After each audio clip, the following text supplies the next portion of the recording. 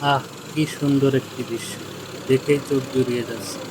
একই সাথে জমিতে চাষ দিচ্ছে এবং আসছে কোথাও থেকে। চাষ দেওয়ার পরপরেই কৃষকরা মাছ ধরছে।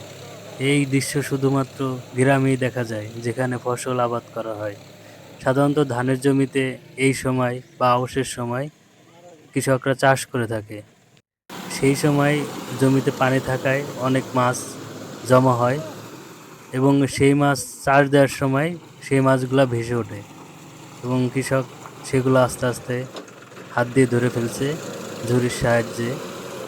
এটি দেখতে যে কত সুন্দর লাগছে তা বলার বাইরে। এটি একটি প্রকৃতির জন্য অনন্য উপহার।